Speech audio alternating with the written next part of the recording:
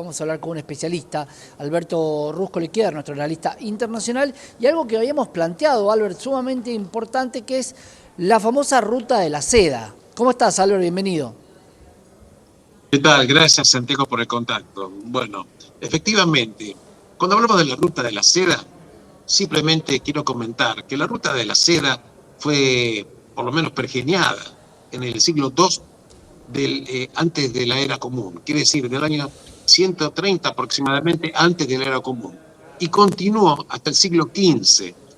La verdad que la ruta de la seda fue creada con este nombre, por lo menos, o aparentemente con este nombre, por la dinastía Han en China. Pero había una ruta comercial muy anterior, simplemente lo comento, no es para hacerlo demasiado por el Ujú. tiempo del tiempo, que era una ruta real persa, que tenía incluso una antigüedad de 3 siglos anterior. Lo concreto es que esta ruta de la seda que China había creado, como te digo, en el año 130, antes de la era común, tenía por objetivo comerciar con el resto, con una parte importante del resto del mundo. Quiere decir, un comercio desde el este del globo terráqueo hacia el oeste, ¿correcto? Y esto implicaba que había más de un camino que comunicaba enorme cantidad de poblaciones, ciudades, países y demás. La verdad que en el siglo XV esta ruta de la seda quedó de alguna manera lateralizada. Hubo un conflicto con el Imperio Otomano, que también estaba con unas discusiones, pero vuelve a ser retomada la necesidad de la ruta de la seda por el presidente Xi Jinping en el año 2013. Él la anuncia oficial y formalmente nuevamente, la relanza y lo anuncia en Kazajstán, que es una ex república de la Unión Soviética. Lo concreto es que esta ruta de la llamada ruta de la seda pretende ser, en definitiva, que en realidad son dos rutas actualmente. Una es una ruta terrestre y otra es una ruta marítima. La ruta terrestre comunica Asia con Rusia y con Europa.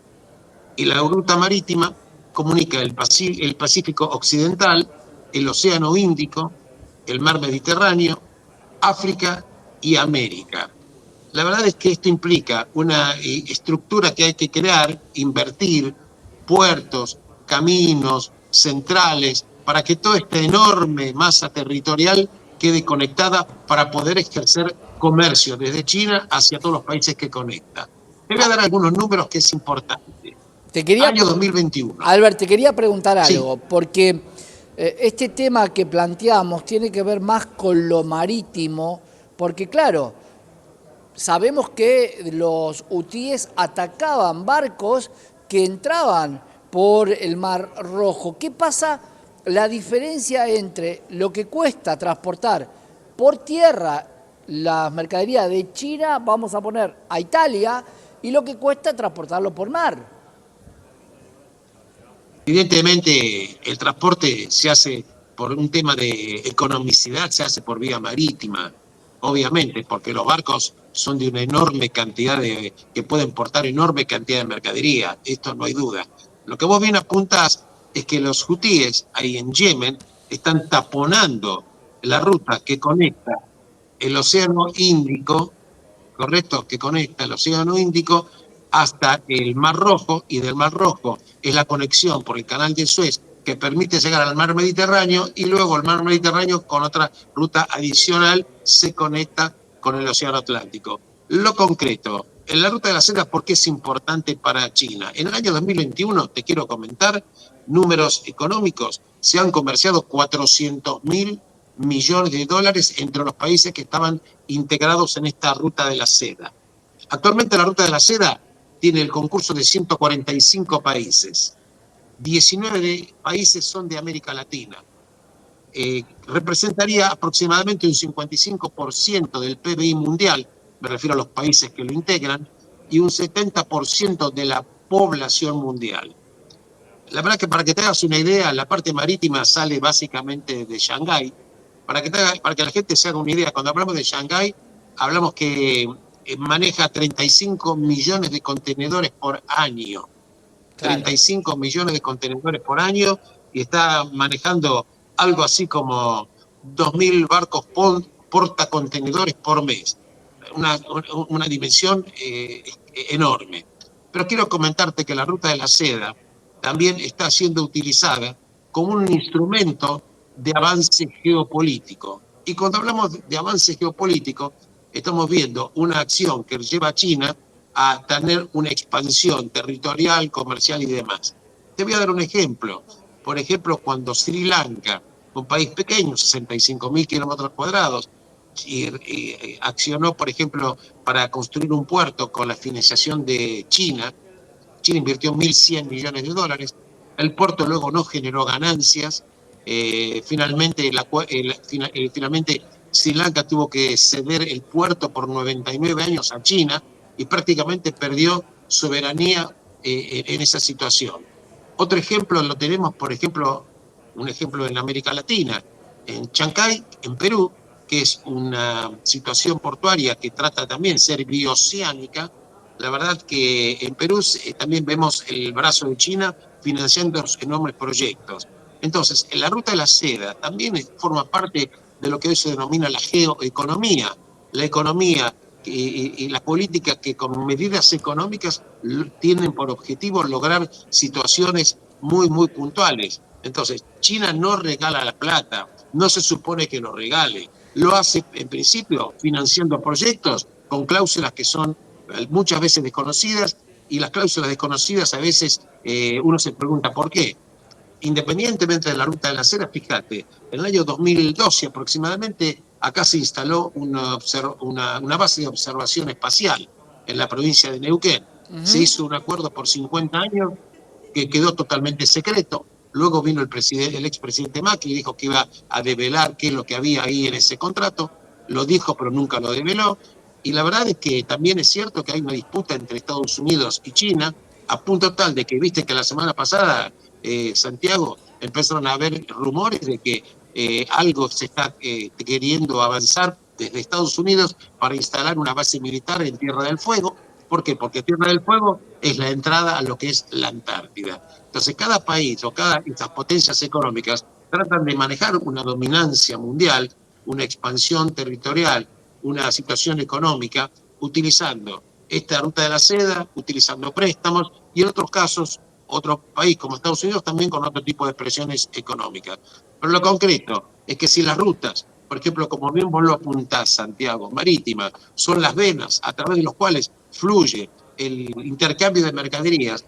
Fíjate vos que, por ejemplo, ahí en este estrecho de Bab al-Mandeb, que es lo que comunica el Océano Índico con el Mar Rojo, cuando empiezan esto a sabotearse, a disparar a los barcos mercantes, provocando que los barcos tengan que utilizar una ruta marítima totalmente diferente, mucho más larga, mucho más costosa, y evidentemente también se está utilizando como una herramienta en esta dominancia mundial y geopolítica. En el Claro, caso de los hutíes, por supuesto, por objetivos políticos determinados.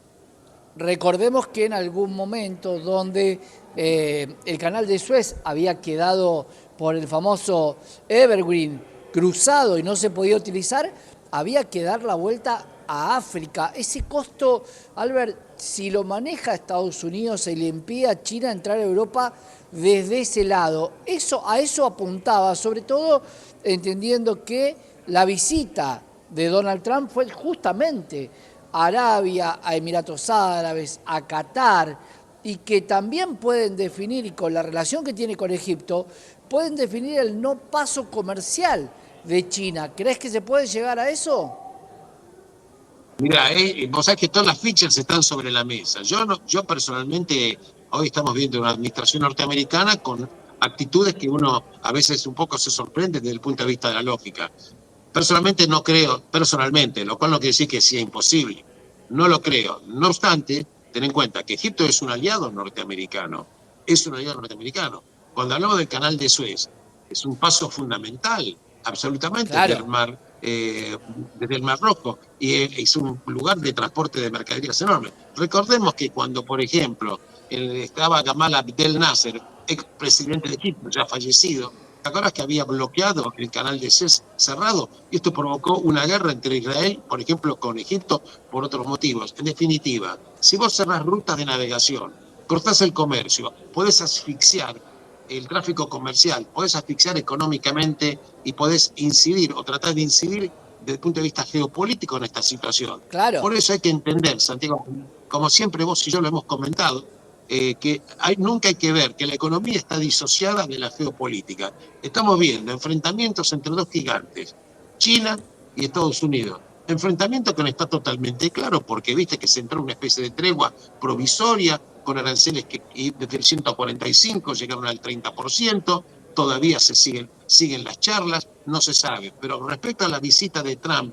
al Golfo Pérsico, como bien vos lo apuntás, él tuvo como objetivo, por supuesto, cerrar los negocios que habíamos charlado, que trajo 2.600.000 millones de dólares a Estados Unidos entre inversiones prometidas.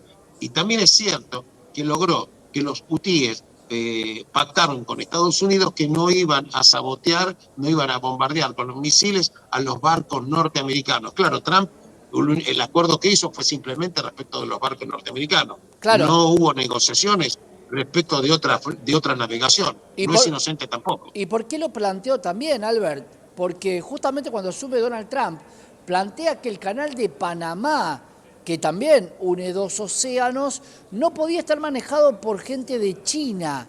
Por eso digo, ¿quién maneja hoy el canal de Suez?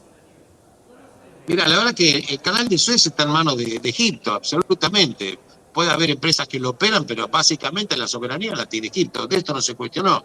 Lo del canal de Panamá, vos bien lo apuntás, porque el canal de Panamá en su momento lo había construido, financiado Estados Unidos de Norteamérica, luego lo cedieron a Panamá, y Panamá posteriormente le dio el operativo del canal de Panamá a una empresa china.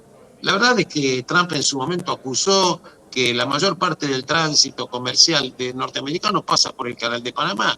Dice, ¿cómo? Nosotros hemos construido, hemos puesto la plata, lo hemos regalado a Panamá y ahora Panamá se lo da gratuitamente a los chinos. No es gratuito porque China, que es la empresa que lo opera, lo paga, pero esto es una herramienta más, como vemos, la presión política para negociar con China.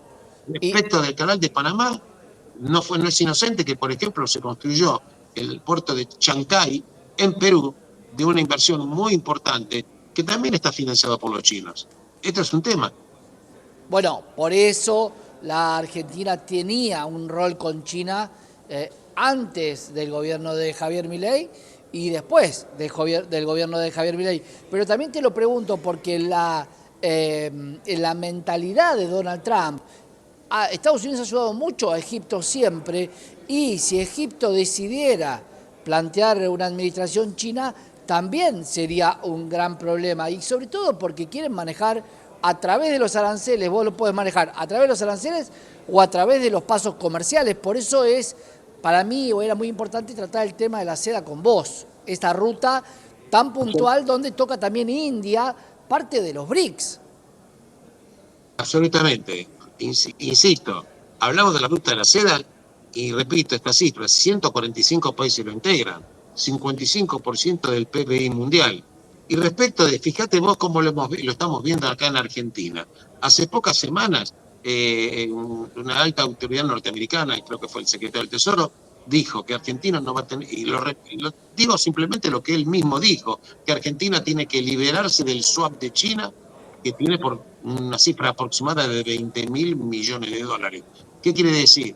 Estamos viendo acá, en ese ejemplo, otra situación más de que no quiere que Argentina dependa financieramente de China, básicamente porque no quiere que China sea objeto de presión si no llegara a poder pagar su endeudamiento. En este tema le sumás el tema de la preocupación que tiene Estados Unidos. Había venido la ex generala, que ya fue reemplazada, del ejército que controla toda la parte sur de Estados Unidos, y había dicho en su momento a la expresidente Cristina Kirchner, se lo manifestaron en su momento también a Alberto Fernández, la preocupación que tenía Estados Unidos de Norteamérica, ¿no es así?, de la incidencia que tenía China dentro de la Argentina. Nuevamente vemos que el secretario del Tesoro dijo que hay que liberarse del swap de China. Vemos que Estados Unidos está presionando eventualmente o tratando de negociar la instalación de una base militar en el sur, en Tierra del Fuego. Entonces estamos viendo cómo estos dos gigantes están tratando de presionar absolutamente. Albert, me quedé sin tiempo, pero para la próxima quiero que hablemos, pero muy en profundidad, sobre la posibilidad de un gran puerto que iba a realizar China en Tierra del Fuego, y si parte de la cuestión con los celulares no es desactivar o desarmar una provincia, para poder poner estas bases. Tierra del Fuego, una provincia o un territorio prendido fuego. Veremos por qué. ¿Lo analizamos la próxima? Me parece un tema brillante, interesante y de mil amores lo vamos a tocar. Te mando un abrazo enorme y gracias por el contacto, Santiago.